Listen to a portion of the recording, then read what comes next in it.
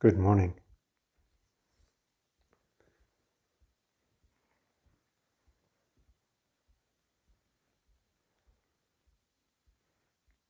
Where to begin?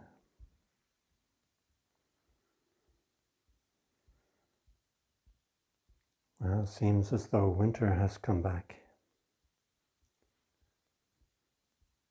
Wind, rain, cold. Not icy cold, but certainly colder than it has been. Maybe this is the end of the Irish summer.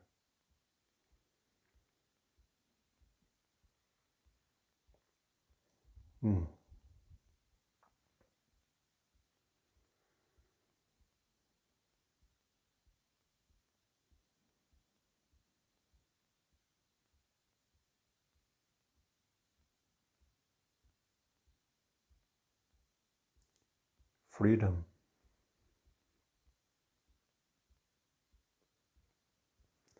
A few years ago, I read a book, 7, 8 years ago, by Erich Fromm, called Fear of Freedom. Highly recommended.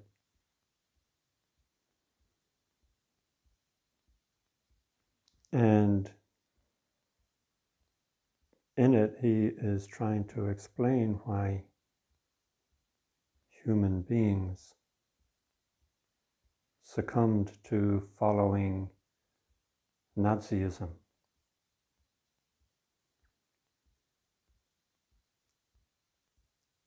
And in the book, he says that humans are the only animals that can choose what to do.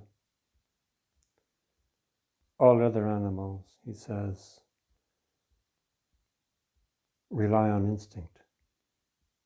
Their instincts tell them what to do. But humans, we can actually decide not to do what our instincts tell us to do.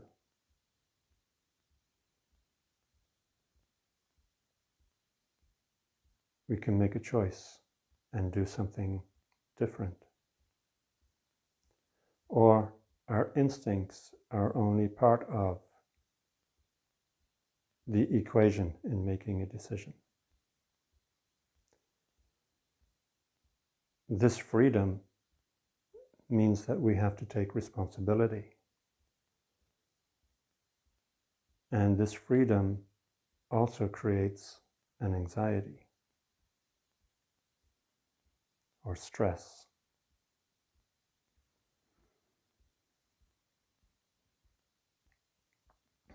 You may remember some time ago, I don't know which talk it was, I mentioned the 12 links of conditioned arising. And I may have mentioned that between feeling and craving, we can begin to put a gap in there. So that feeling does not have to become craving, which would then become grasping and would then become becoming or birth.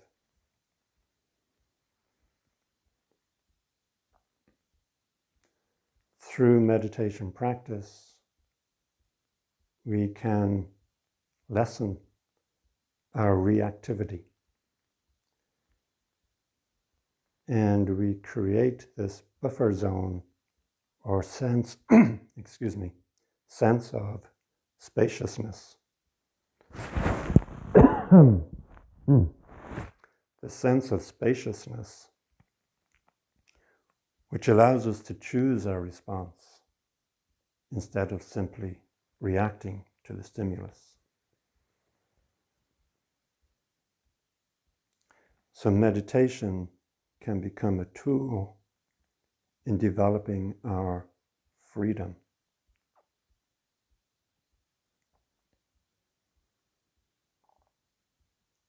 Another wonderful book, if you feel so inclined to look it up and read it, is by an author called Olson. I don't know his first name. And his thesis, his doctoral thesis, was to do with Zazen as a Kantian discipline of freedom. So when we think of freedom, we tend to think of the freedom to do what we want, and the freedom to do what we want when we want. Other people have described this kind of freedom as more like liberty. It's a freedom, an external freedom, in contrast with an external slavery.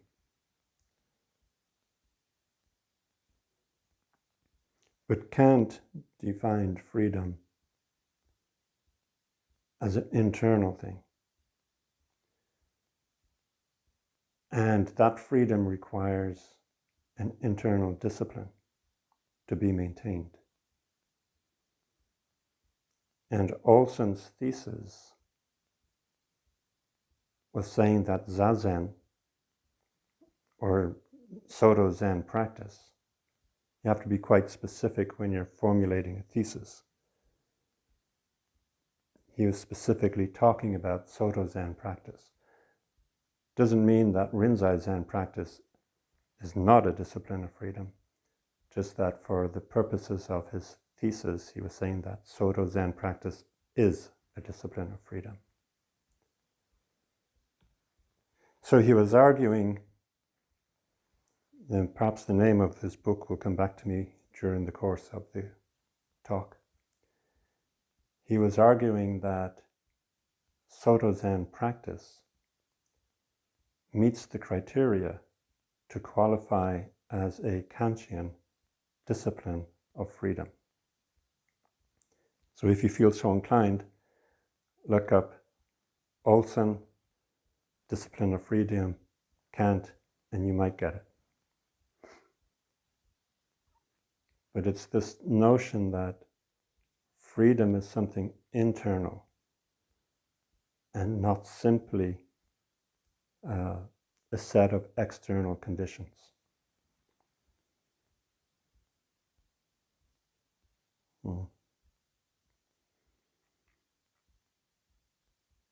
There's something in this for the crew on Persis 9 in the book that I've been referring to by Philip K. Dick.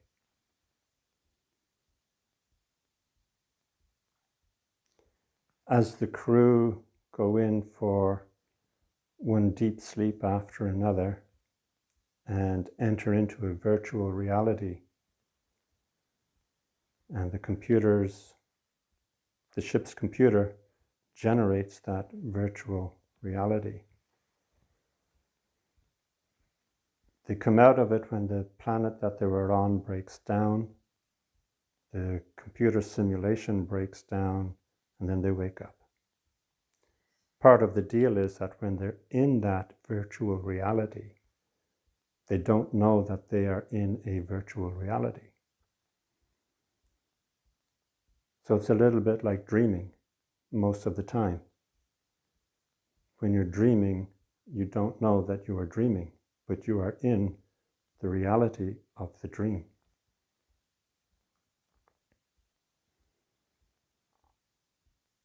So the ship's crew, when they are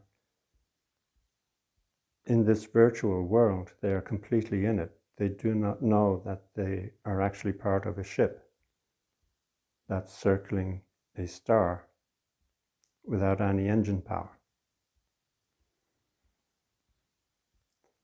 And when they wake up from this, the planet breaks down and they are brought back to wakefulness.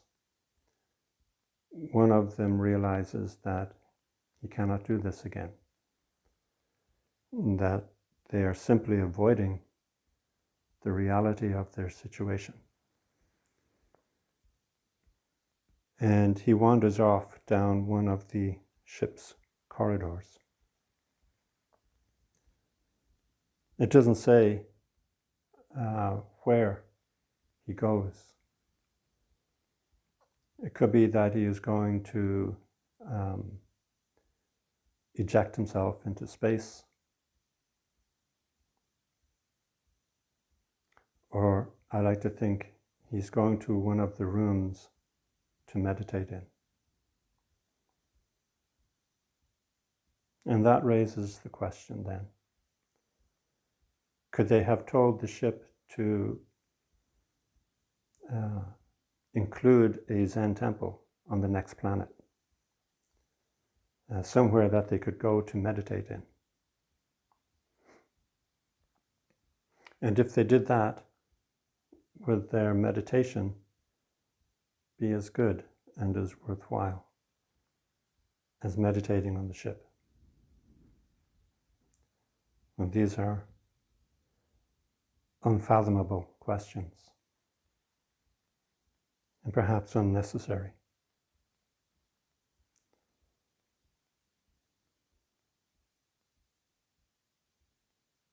But I'm intrigued by this idea that Zazen is a discipline of freedom, intrigued by the idea that freedom is a discipline,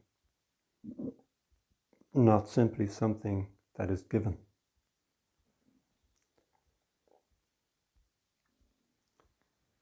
On this wheel of 12 links, said there is a gap between feeling and craving, and that through meditating we can become aware of this gap and increase it, so that there is room there to respond and choose what we want to do. From that gap, there is a spiral, also of 12 links. And I don't know that spiral, the links of that spiral, as completely as I know the wheel of 12 links, the wheel, the circle. But on that spiral, at link number 8 or 9, is vimukti, or freedom. And this vimukti arises in dependence upon insight. Insight into the true nature of reality, the true nature of suffering, insight, seeing things as it really is.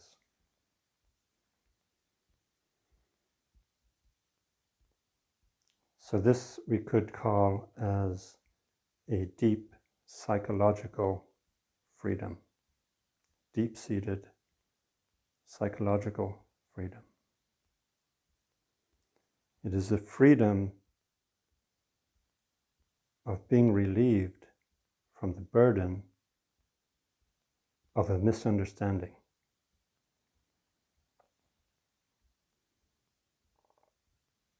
And that misunderstanding is the belief and clinging to that notion of a separate self.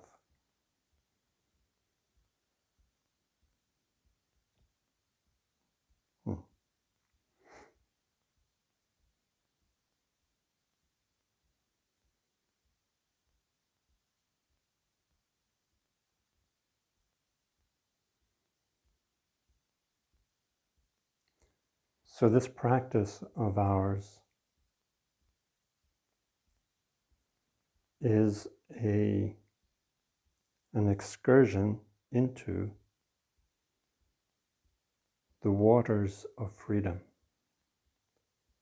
or the environment of freedom. but it's freedom with a particular understanding. We could call it a complete freedom.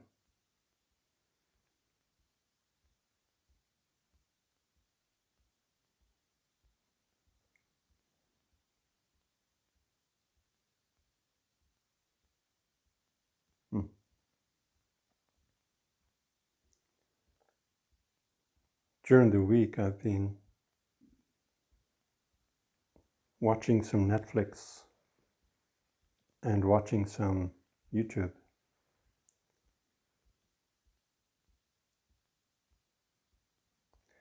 Watching Netflix, there's a very interesting series called History 101. And each episode is about a half hour long. And it's a half hour of one fact after another fact on a given topic. So they do the history of fast foods. They do the history of space race.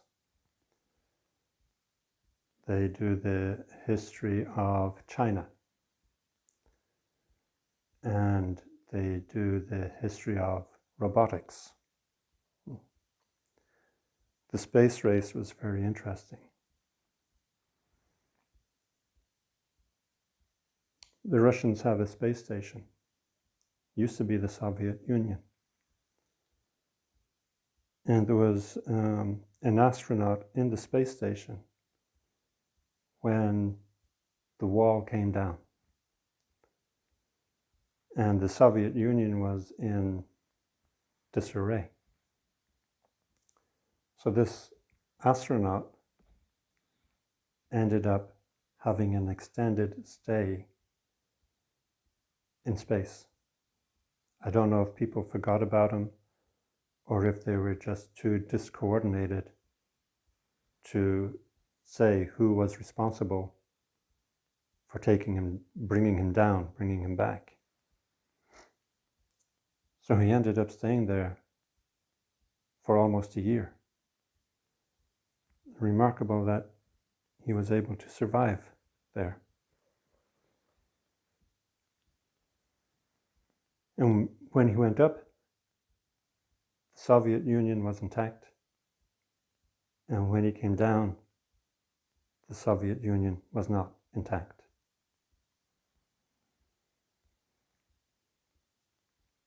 The world had changed completely.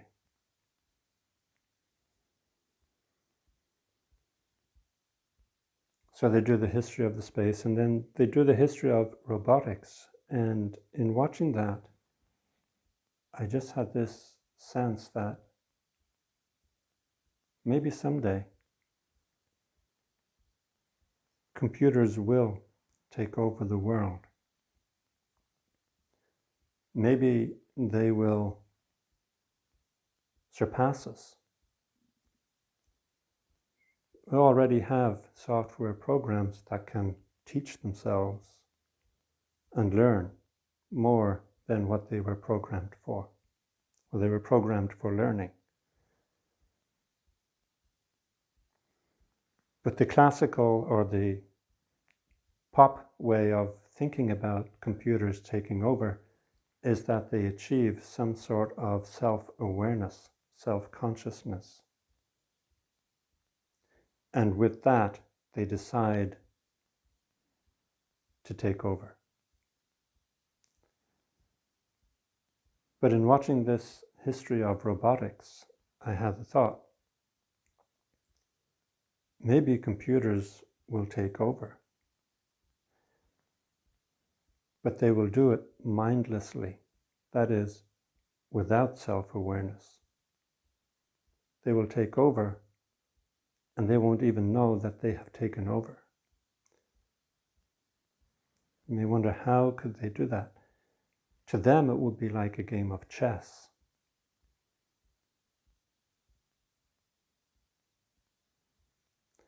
In a game of chess, you teach a computer or you program in the moves that can be made.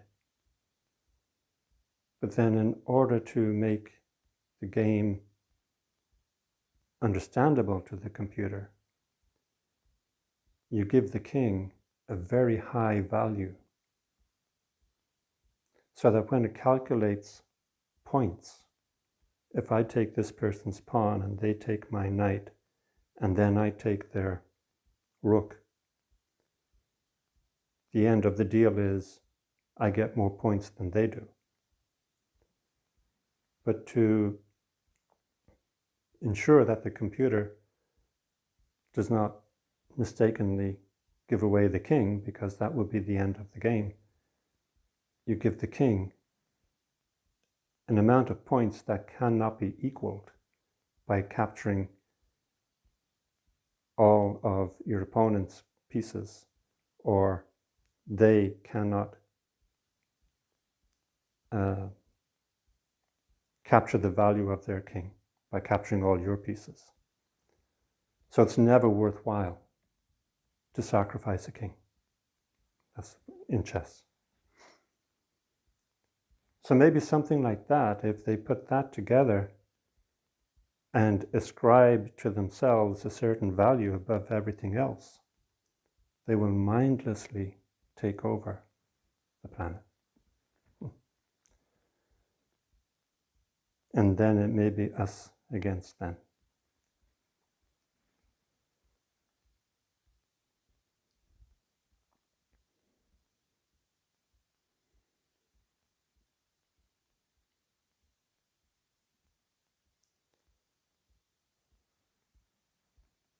So this other thing that I've been watching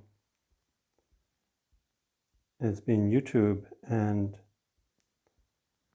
I saw this thing, the geography, or the geography of the Ice Age, or something like that.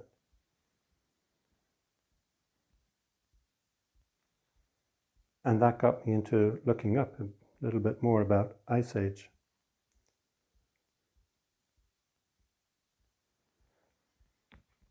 So it turns out that we're actually in an Ice Age. Now it makes sense that we keep getting these wintry summers. We're in an Ice Age, and it's called the Quaternary Ice Age, and it started about 2.5 million years ago. Ice ages can last about 100 million years, and sometimes 200 million years.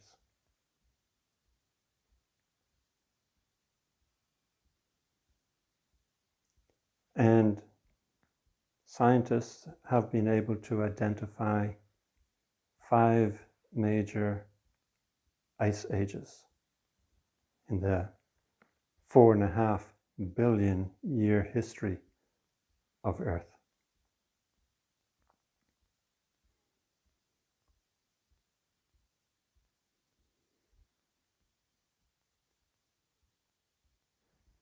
We tend to think of the last ice age as being about 20,000 years ago or so, but no. We're in the ice age. And what happens, one of the defining features of an ice age is that there are glacial and interglacial periods. Glacial periods are periods where glaciers extend, grow and extend. And the interglacial periods are where the glaciers contract. And we're in the Holocene interglacial period, the period in between glaciers.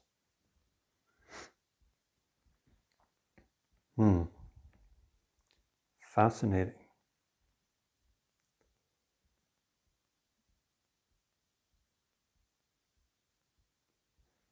The end of each ice age seems to include with it a mass extinction. And We are in the midst of the sixth mass extinction, because it seems as though we are prematurely driving this ice age to extinction, to its end. That's one of the causes of the mass extinction, climate change.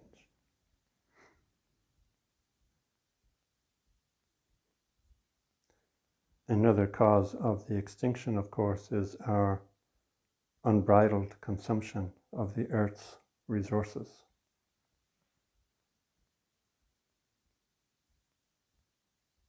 But sooner or later, most likely later, the current ice age would naturally come to an end. Probably in something like between 50 to 100 million years. And it could be that we are going to prematurely drive it to an end. 5 ice ages, 6 mass extinctions. There's a mass extinction that was not related to an ice age. And that was when a meteor large enough to cause a mass extinction collided with Earth. That was the end of the dinosaurs.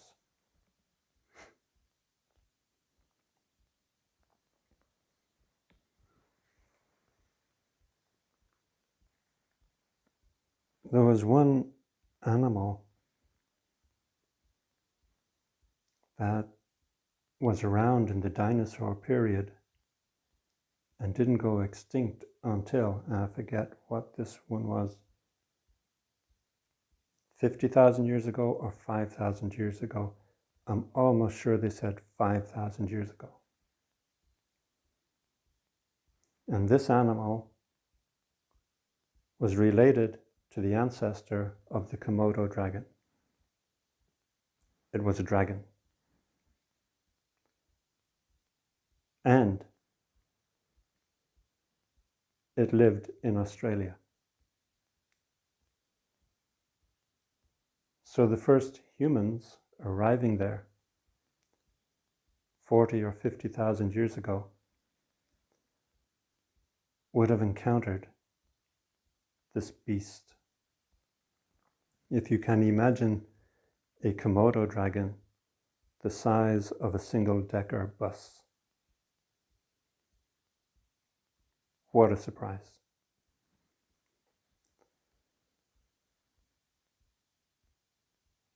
And these first humans arriving in Australia, possibly using small boats to go from island to island, and then each time they could see an island, could see the next island, and then they see the mainland and they go to Australia, probably traveling in the same waters as Lieutenant Bligh when he was forced with his followers off the Bounty and into the Pacific Ocean on a little rowboat, 20 people.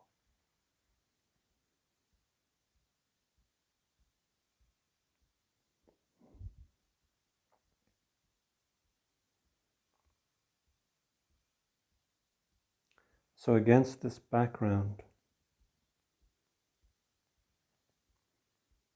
of glacial and interglacial periods, and then ice ages that last 100 million years. Life has been on the planet for, as far as we can tell, 2.5 billion years.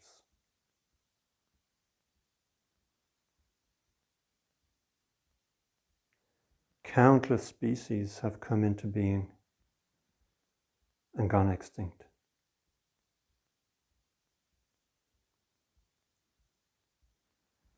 is it really that against this background, human beings, modern humans, Homo sapiens, appeared about 200,000 years ago? Is it possible that they are the only ones to have produced the technology, to have produced the philosophy, that they are the only ones to have what Fromm calls freedom to choose?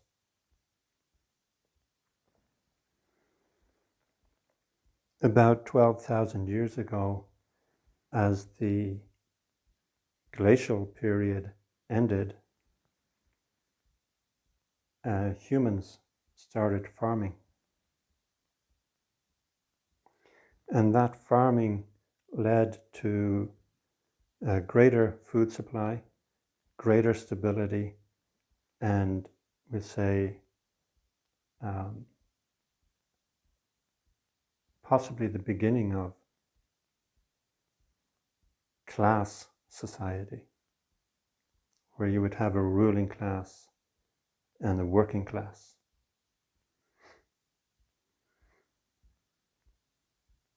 In that greater wealth, because the greater food supply led to a diversity of skills and a greater use of materials,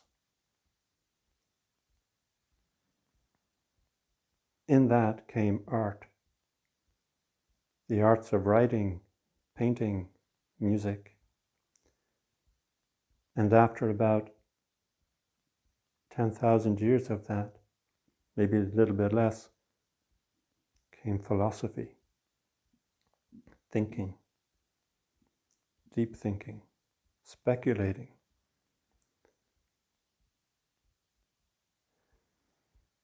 Science.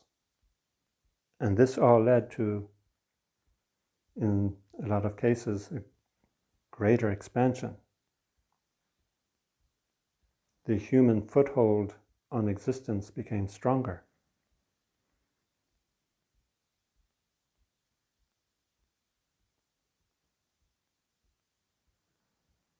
But in that 2.5 billion years of history, are we the only species that became self-aware? Self-aware in the sense of having freedom to choose. Are we the only species that developed a technology that could take us to the moon? Well, the only answer to that is there's no evidence to suggest otherwise.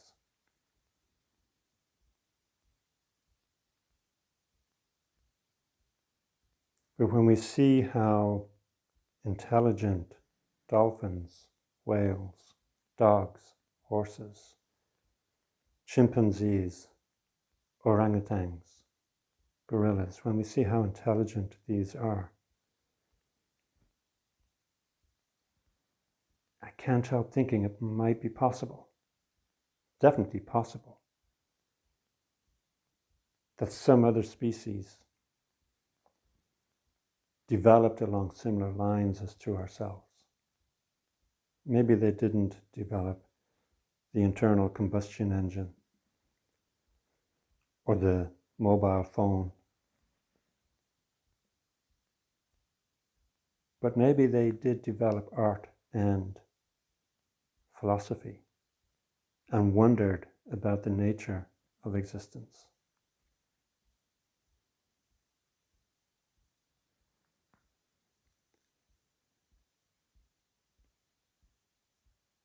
We've developed a way of looking at the world and thinking about the world. We've developed a technology and a use, or technologies and uses of the Earth's resources.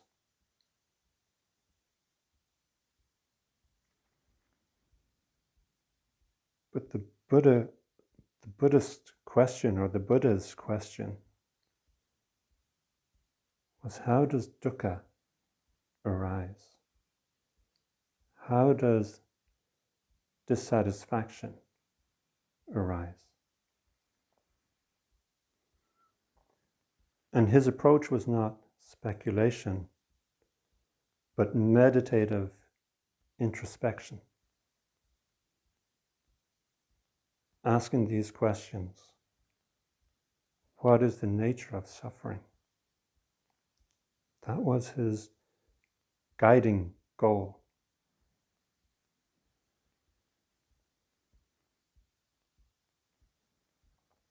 And he, after years of pursuing his path, he claims to have found it and then started to teach it.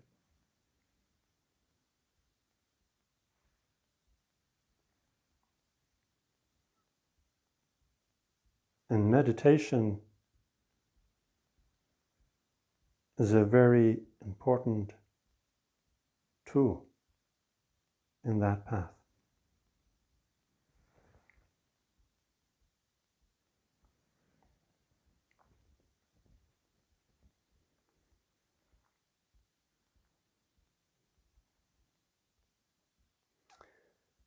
There are various methods of meditation, and they fall into various categories, but broadly 2 categories: shamatha, vipassana. We could call all of them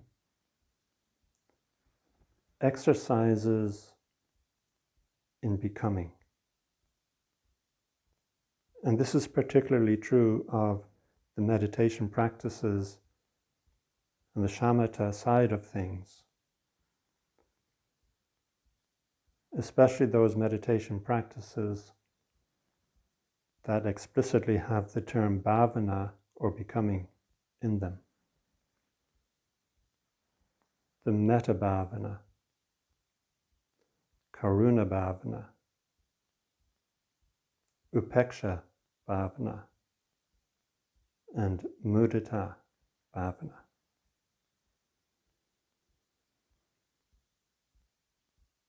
Becoming metta, or loving kindness. Becoming compassion. Becoming sympathetically joyful, mudita. And becoming equanimous, upeksha.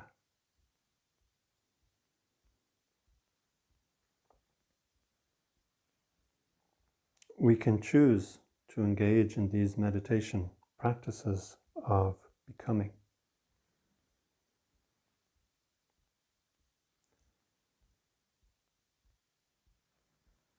And we can choose not to.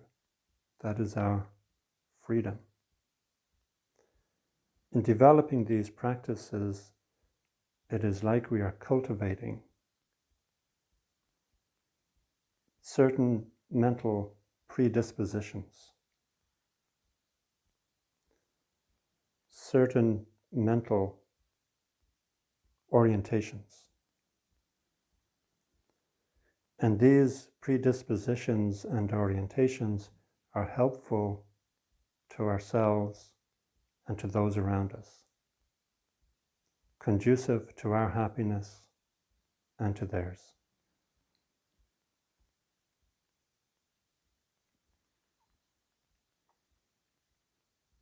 And these meditation practices create that shamatha, which becomes a buffer zone between feeling and craving, so that we do not feel compelled to act upon our feelings, but we have a choice whether to act on them or not. My first indication of this, or experience of it, happened fairly early on in my meditative path. Sitting at home in Dublin, I forget which meditation practice I was doing, but let's say it was the mindfulness of breathing. The telephone rang. And I could feel this movement in my belly. Remember what we said about enthusiasm? Movement starts in the belly. I could feel this movement in my belly like a little hand reaching for the phone, even though the phone was in another room. This reflexive, reactionary action of responding to a stimulus. And my mind, I just thought, oh, I don't have to answer it. I can just continue. And so that hand that had begun to reach out retracted. Of course, there's no hand actually there, but it felt like that. It felt like the movement of a hand to grab something. Movement begins in the belly. Enthusiasm. Enthusiasmus.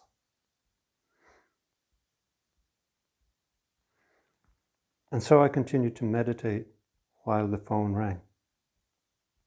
That was my first experience that I can remember of this sense of freedom.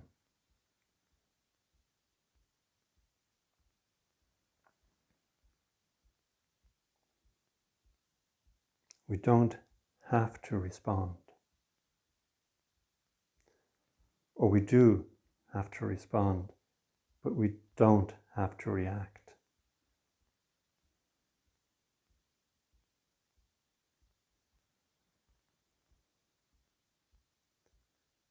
Another meditation practice that we do is Zazen. And in Zazen, we are simply being here. Being present.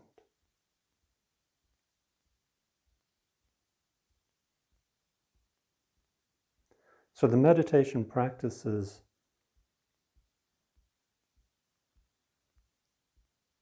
that are not about being present are in some ways about changing what we are.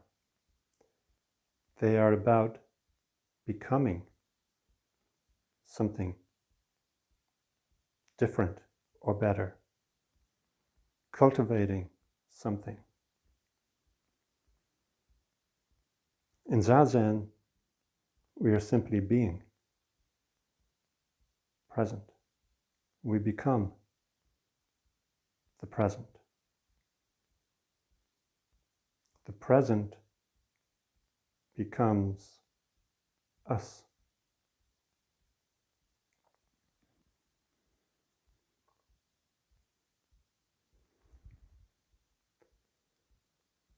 The same can be said for insight practices. There's a variety of meditation practices that are methods of attaining insight. You methodically work on your mind in such a way that it makes it more likely to have an insight experience.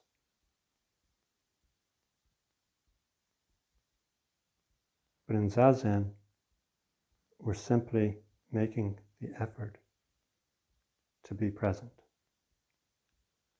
And when we are completely present, that is our insight.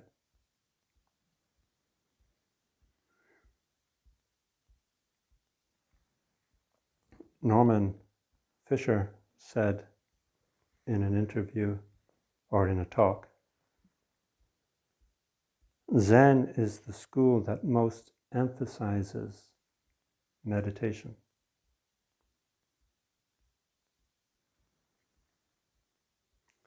But with the twist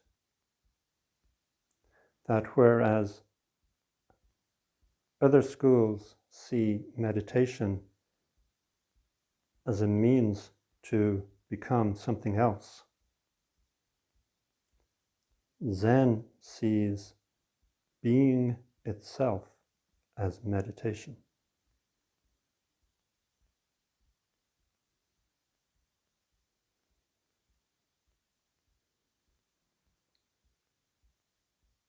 Tell that one to God. Being itself is meditation.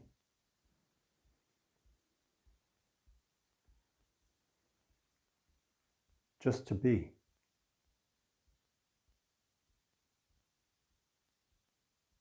Is it.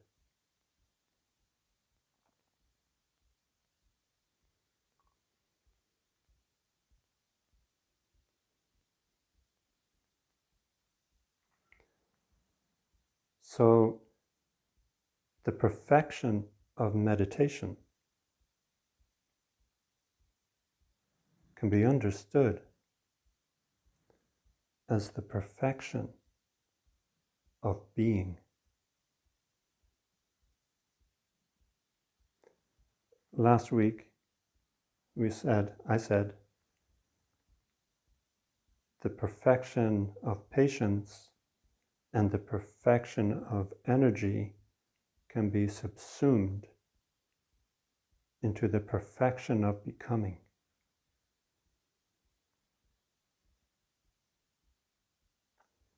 So that reduced it to 5 perfections instead of 6.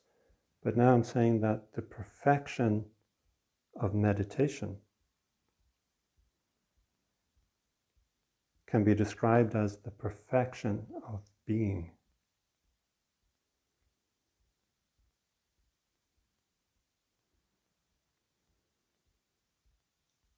Now here's the difficult part.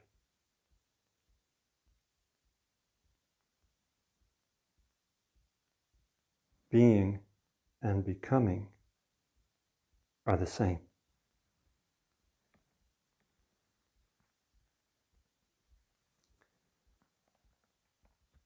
If you can perfect being if you can perfect becoming so that there is no struggle in the becoming, that there is no separation in the becoming, then it is simply the flow of being.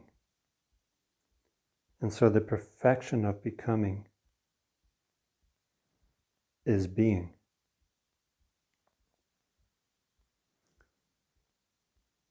An analogy or metaphor might help. Suzuki Roshi said, "We think that the water is flowing, but actually the water is still. The water is still even though it is flowing, because flowing is its nature."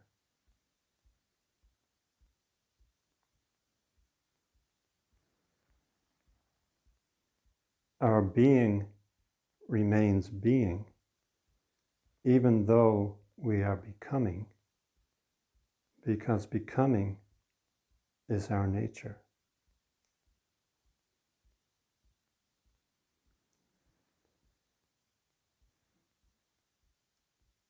So now we only have 4 perfections.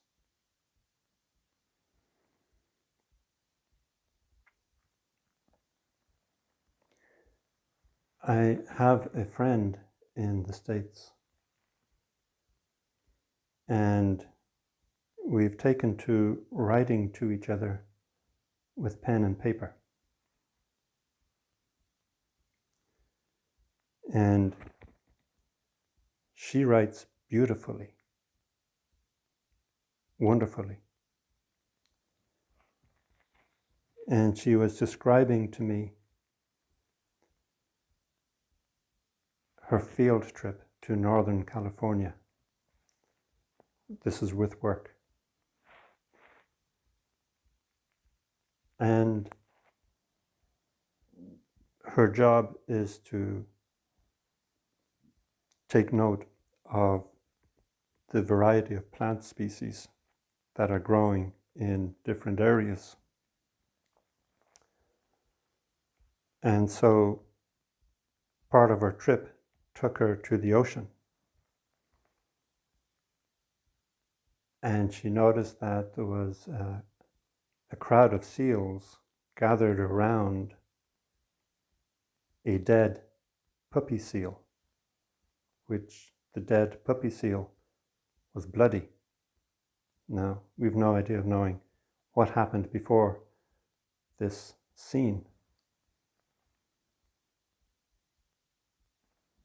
How the scene came to be what it was, we don't know. And she wasn't going down to investigate, but she needed to walk along to get to where she was going. And she says, as I got nearer, all the seals made their way to the ocean, except one, which she said was presumably the mother. This seal started off towards the ocean, but halfway there stopped, turned around, and started to come back, and then stopped.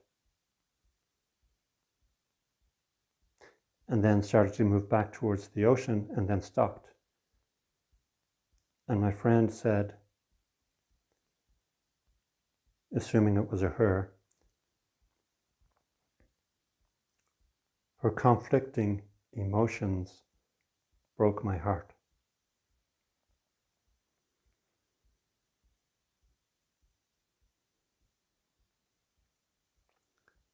Is this not the freedom that Fromm was talking about? Is this not the anxiety and stress that comes from having to make difficult decisions?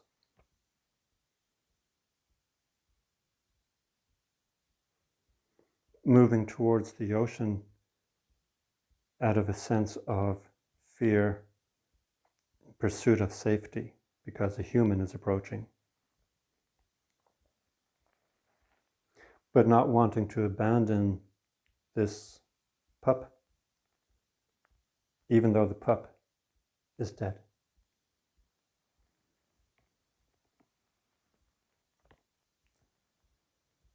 Are we really the only species to have arrived at the heights that we think we have arrived at?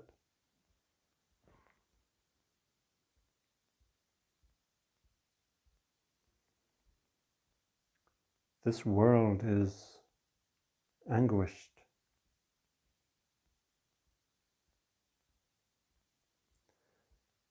For no matter upon which it conceives its conceits of self,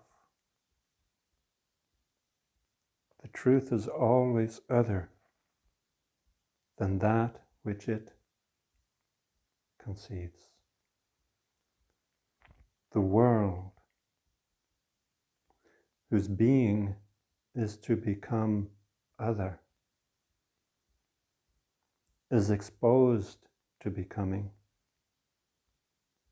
is committed to becoming, relishes only becoming. Yet what it relishes brings fear, and what it fears is pain. How are we to live in this anguished world? How are we to live in this world with so much pain and suffering?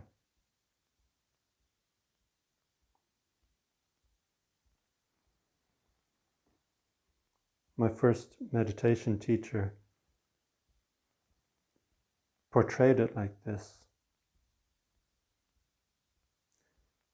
I think he used a different metaphor, but this is one I will use. We are on a ship, and the ship is heading to go over Niagara Falls. And we busy ourselves with stealing from each other, with being abusive to one another, with trying to win at this game or that game and outdo one another.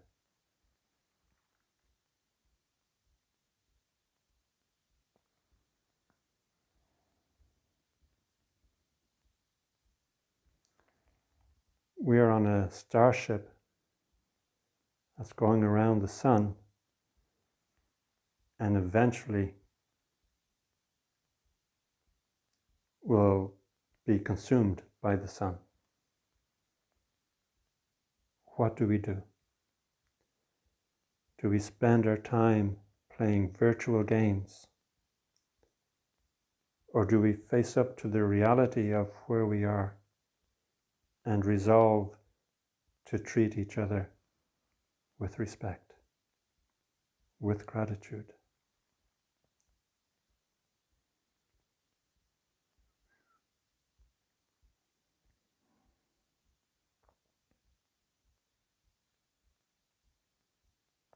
As citizens of a democracy,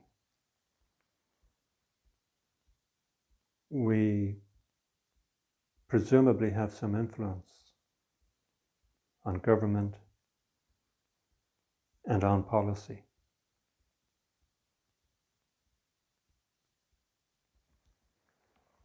But when there are much needed changes to a culture,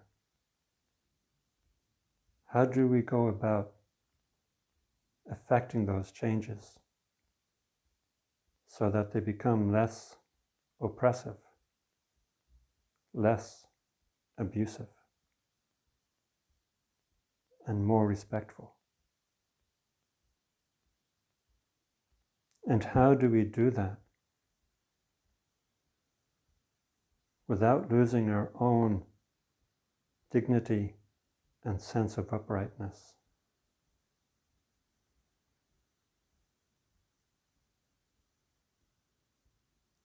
In the short time that humans have been on this planet,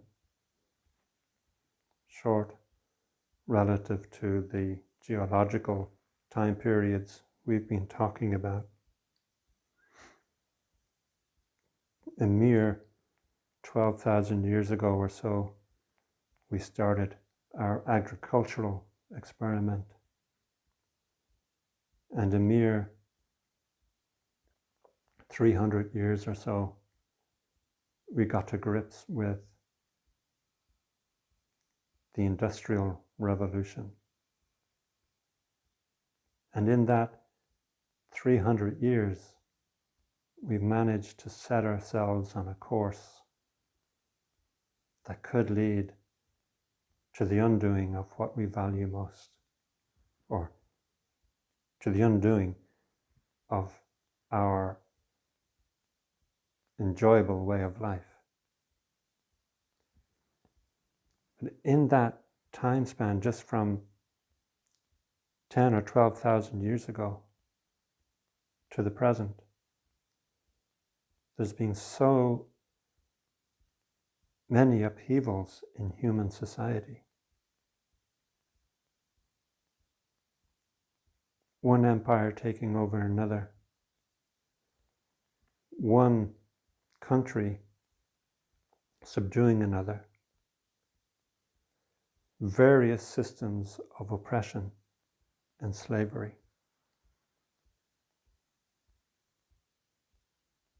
When will it all stop?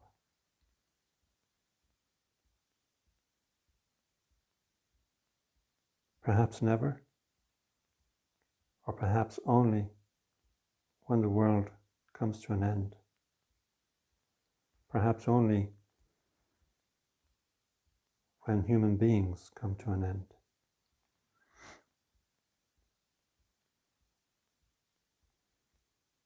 Being told that it is impossible, one believes in despair. That's right. Being told that it is possible, one believes in excitement. That's right. But whichever is chosen, it does not fit one's heart neatly.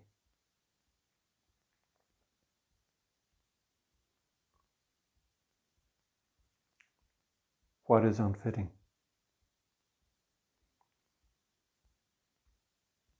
I don't know what it is, but my heart knows somehow. I feel an irresistible desire to know. What a mystery human is. As to this mystery, clarifying the mind, knowing how to walk with people, demonstrating and teaching.